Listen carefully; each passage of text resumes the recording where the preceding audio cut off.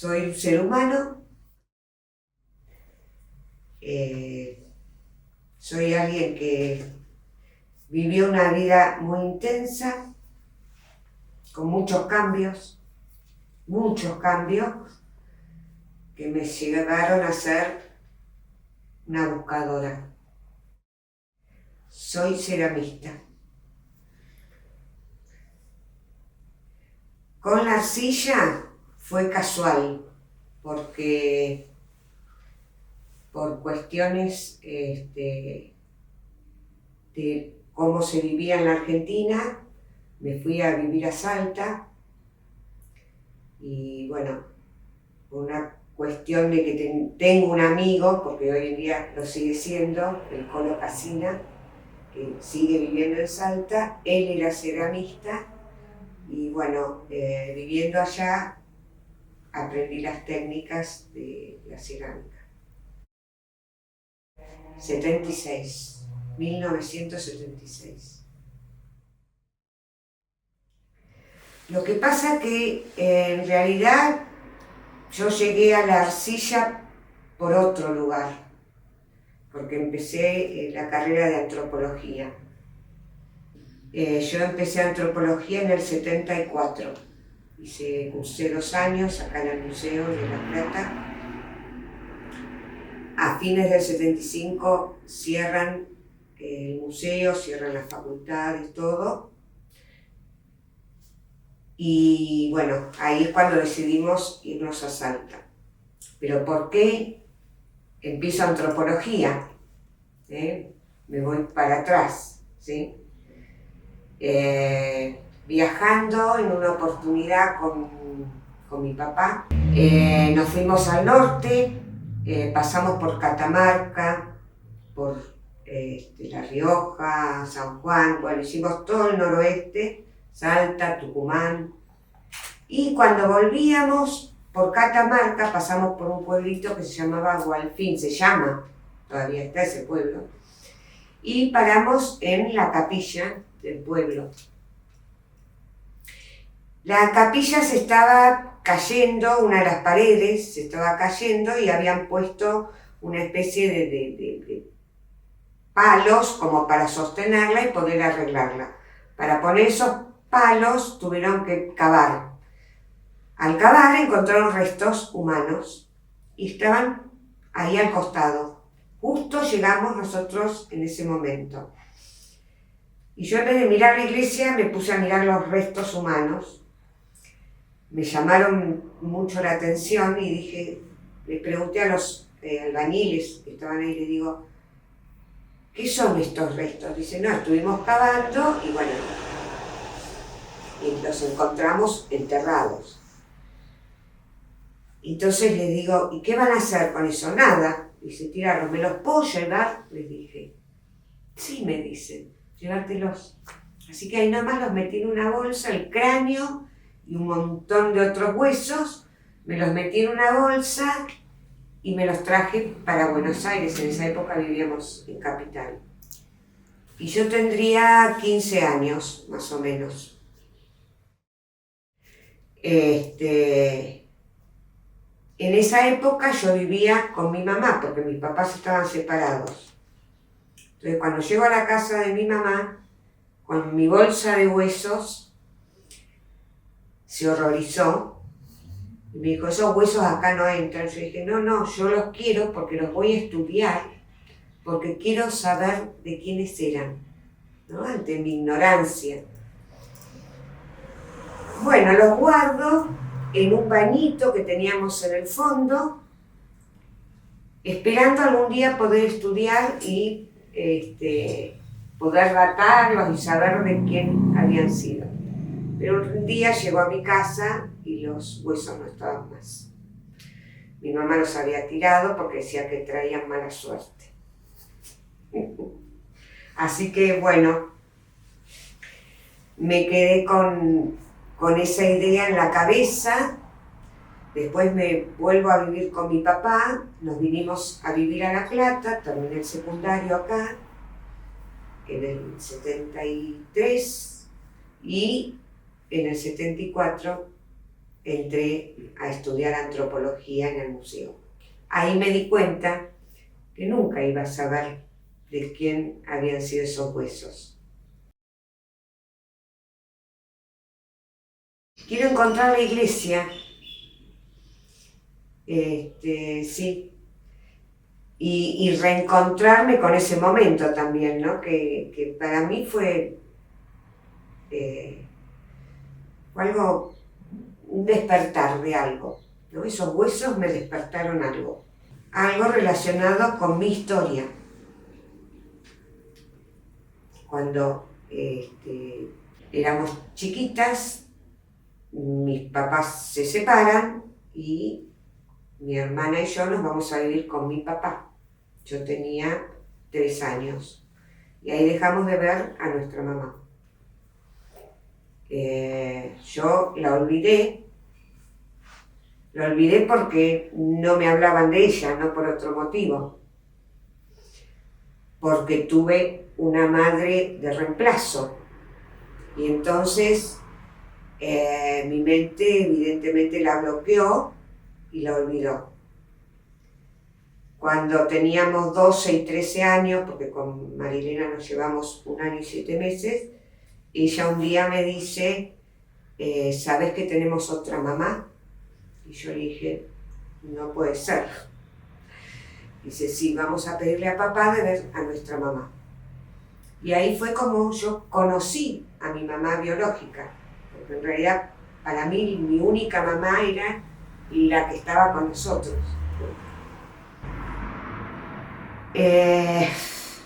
Cuando la conocemos empezó toda una vida de mentiras,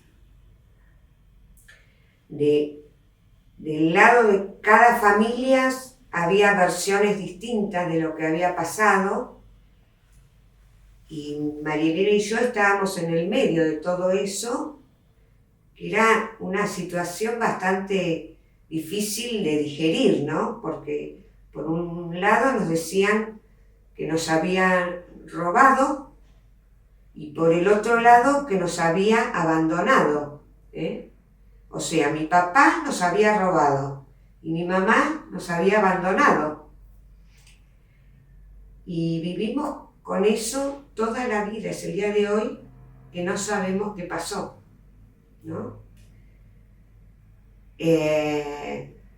O sea, una búsqueda constante de la verdad, ¿sí?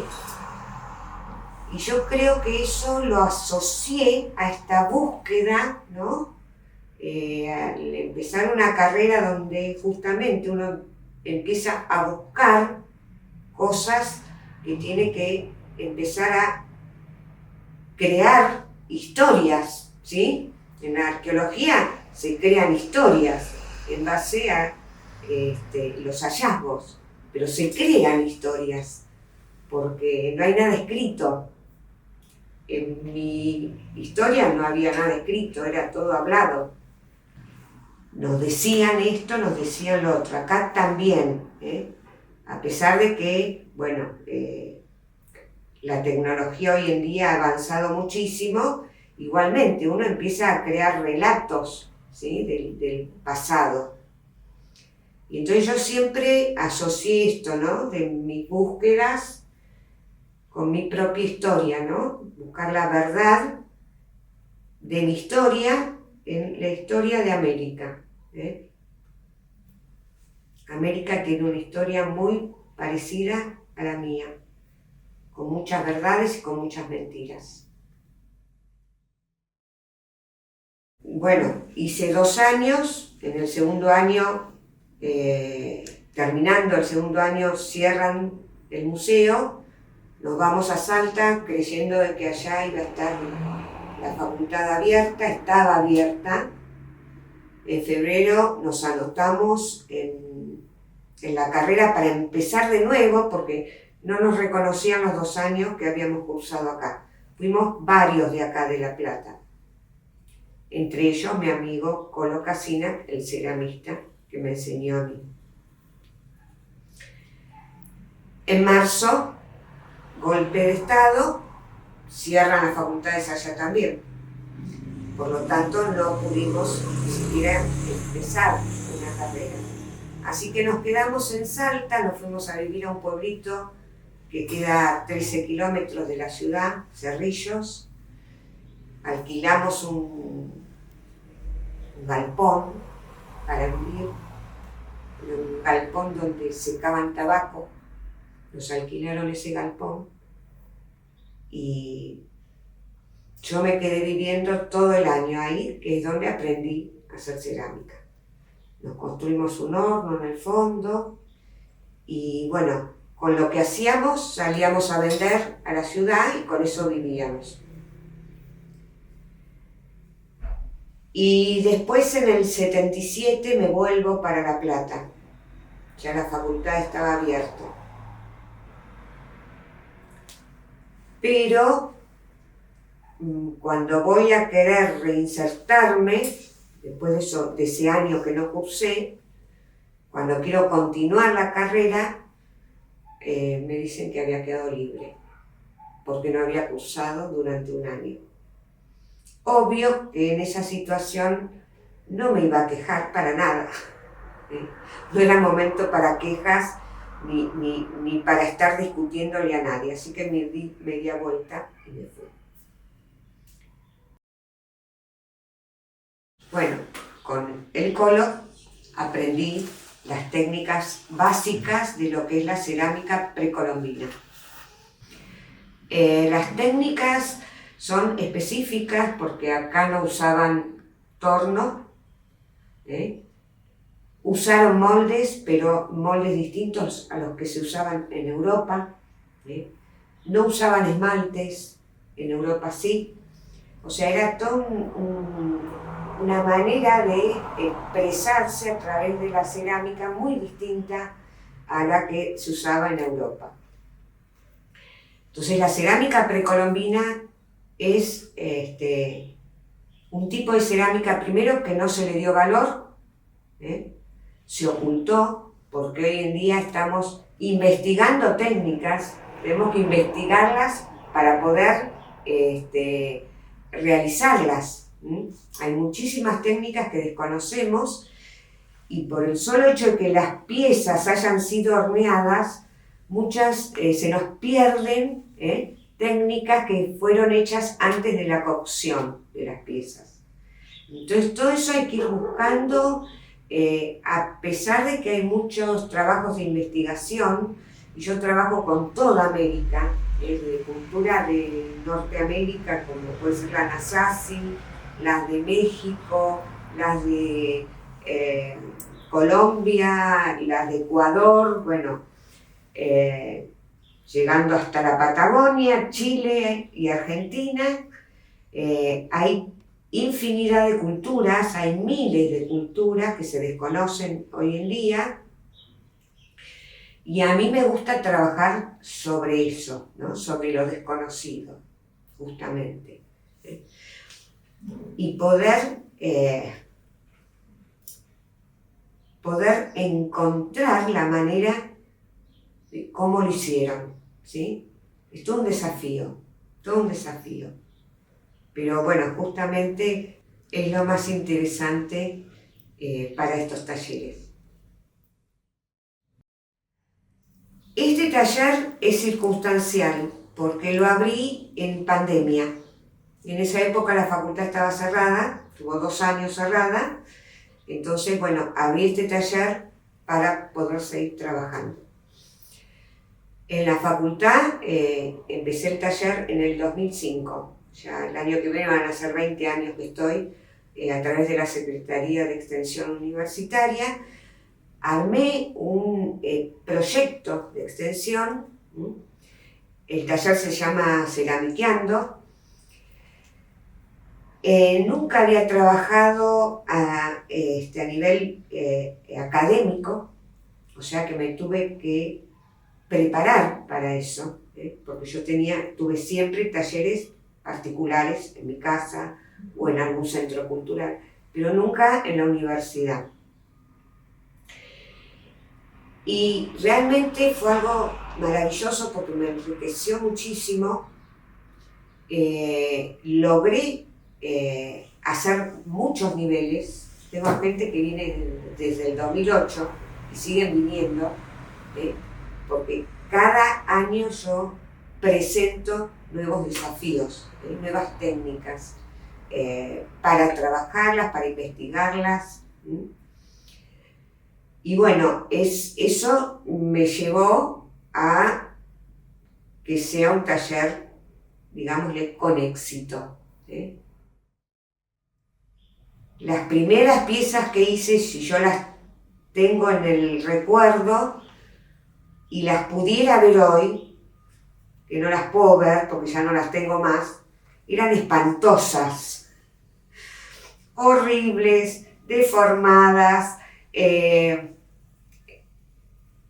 no sé, era el comienzo, era mi comienzo. Y de a poco fui, sin darme cuenta, haciendo cosas que yo ni siquiera sabía que podía hacer. El Colo fue mi primer maestro, mi gran maestro, pero yo, en cierto modo, fui autodidacta. Y lo sigo siendo. Y a través de sus trabajos, nosotros vamos siempre a los depósitos en el museo, podemos agarrar las piezas, fotografiarlas, tomarles el peso, ver cómo las hicieron. Incluso yo me fijo más en las piezas rotas que en las piezas sanas, porque las piezas rotas dan mucha información. Si yo veo una pieza rota por dentro, puedo entender cómo la hicieron, cuáles fueron las técnicas.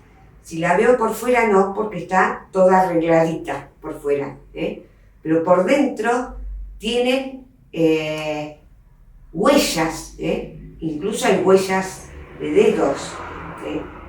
Se saca, por ejemplo, hay una cultura, esta cultura Anasazi que te comenté hace un rato, de Estados Unidos, hace una técnica que se llama unguicular, que se hace con los dedos, y han dejado la huella digital en la pieza. Las huellas digitales son distintas las de hombres que las de mujeres, se pueden identificar. Entonces, a partir de esas huellas digitales determinaron que tanto hombres como mujeres hacían ese tipo de cerámica. Entonces, ver una huella digital de alguien que vivió hace 3000 años es maravilloso. A mí me genera emoción, eso es lo que me pasa. Yo me emociono cuando agarro una vasija silbadora, precolombina, yo acá tengo hechas algunas, y la hago sonar.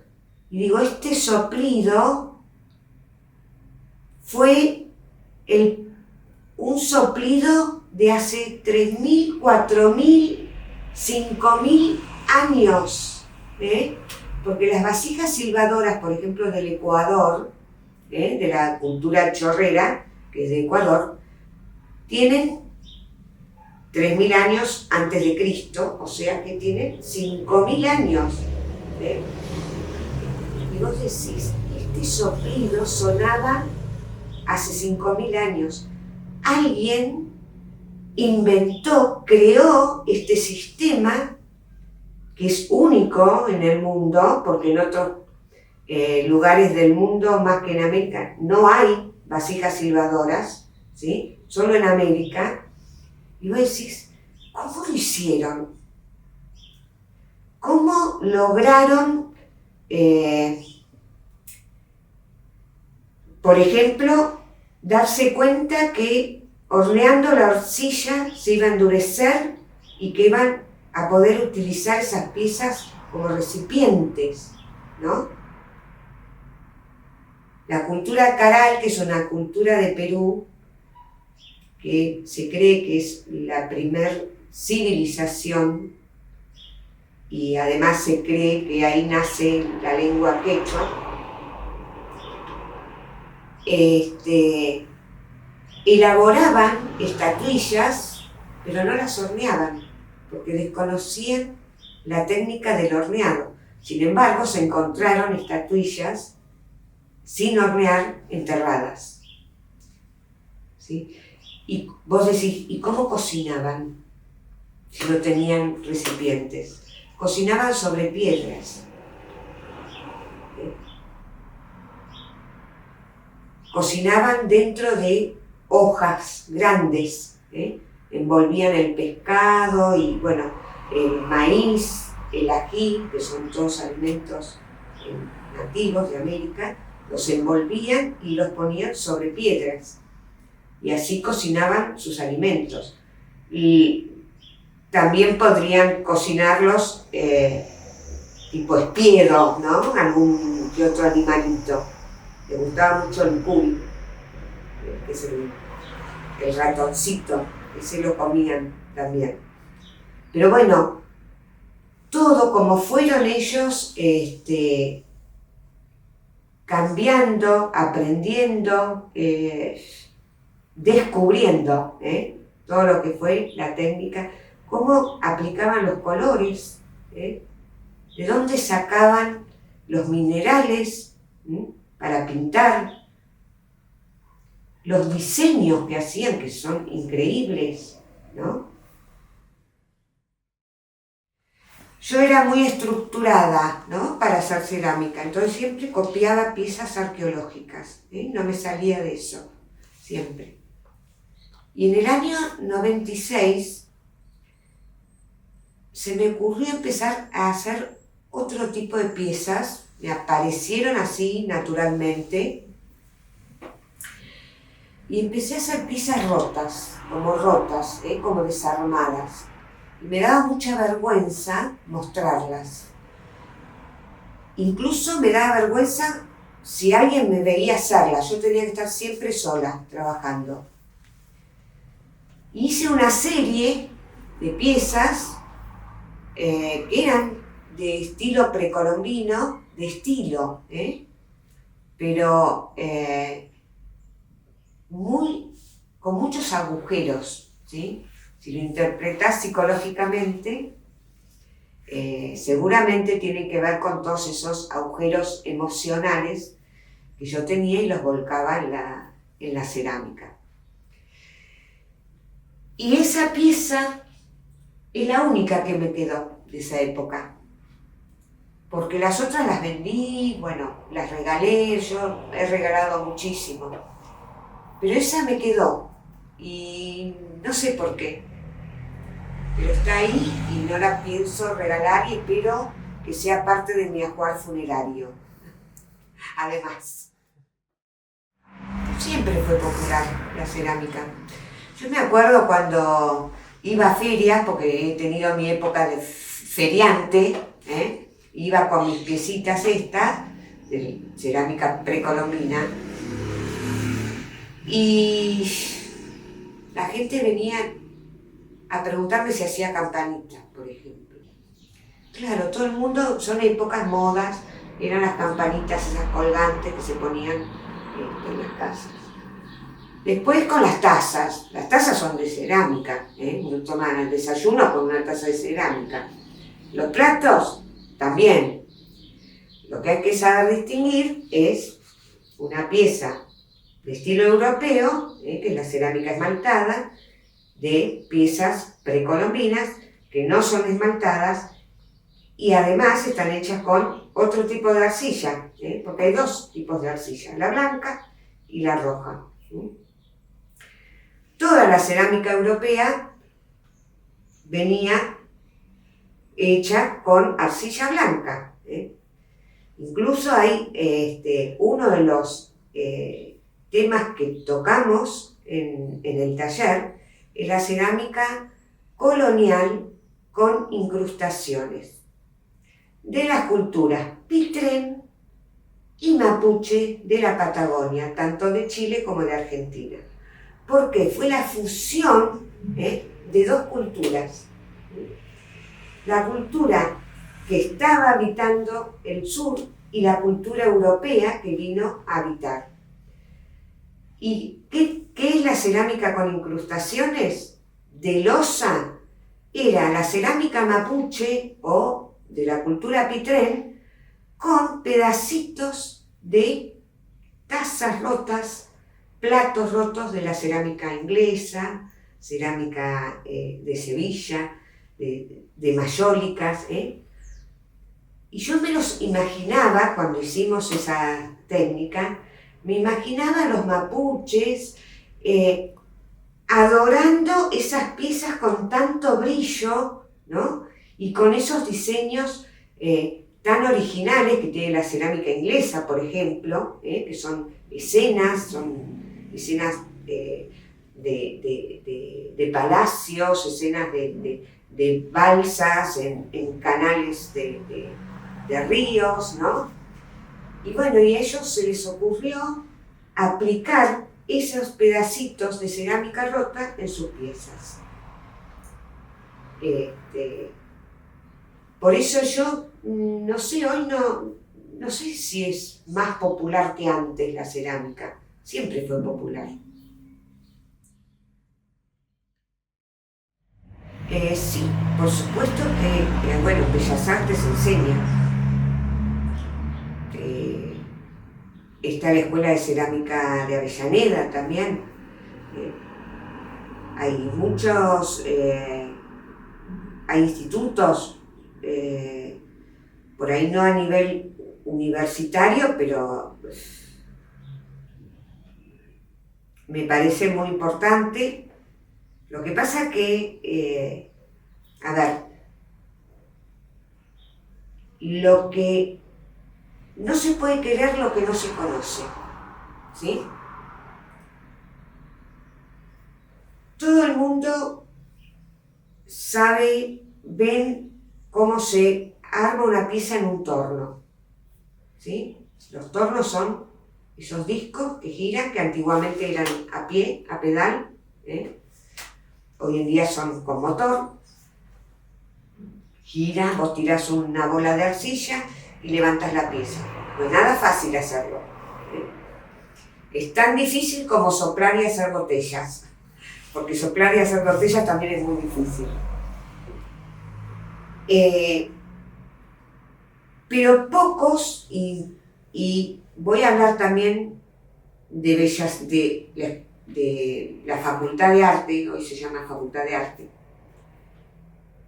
no conocen la cerámica precolombina, no conocen las técnicas. ¿Por qué? Porque nunca se enseñaron, porque nunca se valoraron, ¿sí? Siempre se valoró lo de afuera, lo foráneo, ¿sí? Entonces vos vas a ver a la mayoría de los que estudian cerámica trabajando con tornos, trabajando con moldes, trabajando con hornos eléctricos. Nosotros en la facultad tenemos nuestro horno a leña. Por lo tanto, sí, vamos a trabajar sobre mesadas porque no nos queda otra. La arcilla no la voy a recolectar acá porque tengo el río todo contaminado. Si tuviese un buen río y una buena arcilla, no dudaría en traer la arcilla de ahí. O sea, nos adaptamos al lugar donde vivimos. Pero las técnicas en sí, yo las difundo. Lo que pasa que en las facultades donde enseñan cerámica, siempre, y esto viene desde tiempos pasados, han enseñado la cerámica europea.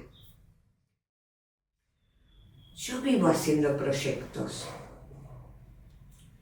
No tengo uno, en este momento no tengo ningún proyecto pensado.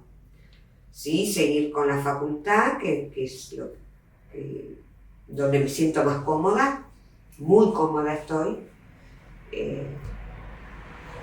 Me gusta ese lugar porque en general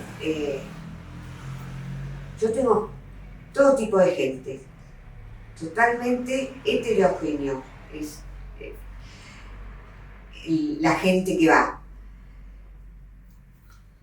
Tengo profesionales, ceramistas, amas de casa, todo tipo de gente de dinero, de poco dinero. de escasos recursos, gente que ha estudiado, gente que no ha estudiado, a mí me da igual, a todos los trato por igual. Pero lo que sí noté, que mucha gente que no llegó a terminar ni siquiera el secundario, no se sentía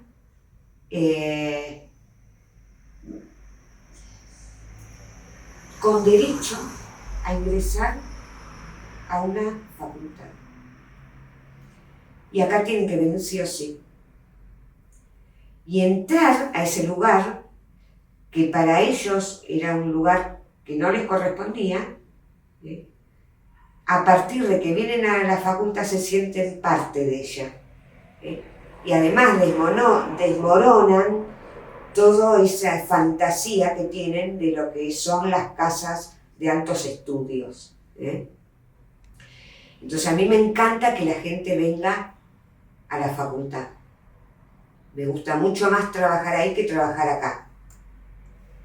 Porque, es más, hay gente que gracias a que viene a la facultad termina un secundario, otros que terminaron un secundario hacen una carrera universitaria, por ahí no la terminan, no importa, pero pudieron valorarse a sí mismos y verse en un lugar que también les pertenece, ¿no? Entonces para mí eso es importantísimo. Proyectos, seguir con esto hasta el día que mis manos no den más. En realidad yo, en cierto modo, estoy agradecida de haber dejado la carrera, haber tenido que dejarla, porque no me hubiese llevado a ir a Salta, a aprender la cerámica, a conectarme con otras cosas, ¿sí? Entonces yo, gracias a esas dificultades que pasé, las pude potenciar en otras cosas para mí mucho más interesantes, digamos. Esto lo digo porque me pasó. Si no me hubiese pasado, a lo mejor sería una arqueóloga, una investigadora, o estaría dando clases y me sentiría re feliz también, ¿no? Pero yo me siento re feliz a pesar de que pasé por cosas muy feas, ¿no? Con respecto a mi vida, no sé, he vivido intensamente, he vivido en muchos lugares, he sido terriblemente nómade, he arrastrado a mis hijos a ese nomadismo.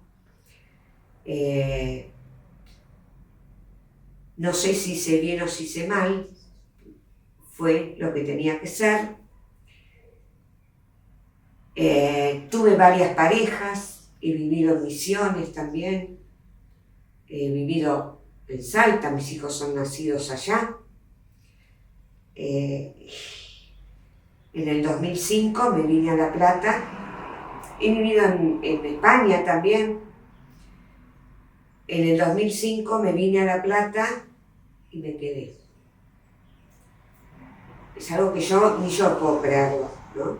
Que van a ser 20 años que estoy en La Plata y que no me muevo de este lugar. Y no tengo ganas de moverme tampoco. Y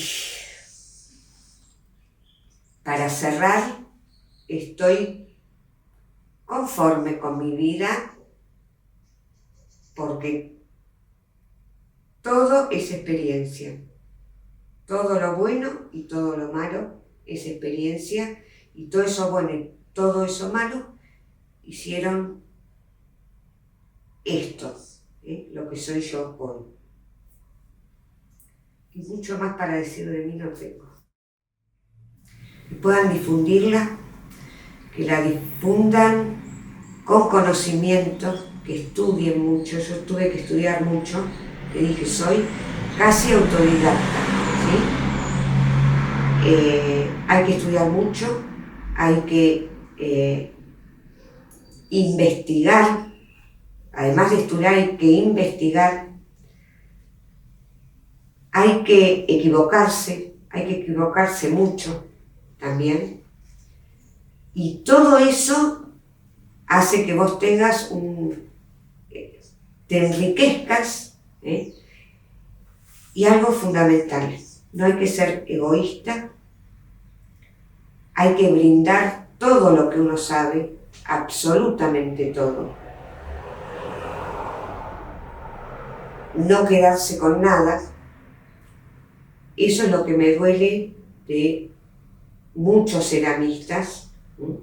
Dicen, esto es secreto, este es el secreto, este es un secreto familiar, esto es espantoso, ¿sí? Porque en la tumba no vas a poder transmitir nada, entonces transmitilo hoy en vida. Eso es lo que yo quiero, que el día de mañana los que saben, los que aprendieron de mí, aprendan también esto otro, que es brindarse totalmente y no llevarse nada. Cuanto uno más da, los otros más reciben. Si yo soy egoísta y me quedo con cosas porque me parece que el otro me va a superar, entonces poco creo en mí. Yo quiero que me superen, es mi intención que me superen. ¿Qué voy a hacer si no? ¿Cómo enseñé a esas personas? Si esas personas están aprendiendo por mí. Si yo no les enseño bien, aprendieron mal. Qué mala maestra que soy. Entonces yo quiero que todas esas personas, que son infinidad de gente, no puedo contarlas, toda la gente que pasó por el taller, toda la gente que pasó desde que yo empecé a dar clases, que empecé en el 84 a dar clase, ¿no? Toda esa gente que aprenda todo, no solo las técnicas, sino una manera de ser. Porque si hay algo que yo tengo seguro, es que esto es una forma de vida, más allá de que sea una profesión, es una forma de vida, y hay que amarla y poder transmitirla completamente. Eso es lo más importante.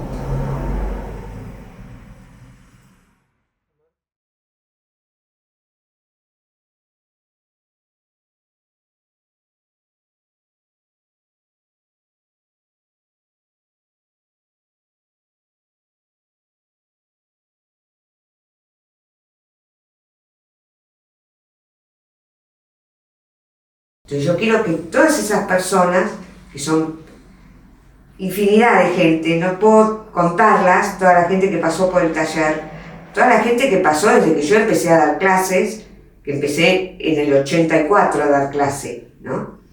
Toda esa gente que aprenda todo, no solo las técnicas, sino una manera de ser. Porque si hay algo que yo tengo seguro, es que esto es una forma de vida, más allá de que sea una profesión, es una forma de vida, y hay que amarla y poder transmitirla completamente. Eso es lo más importante.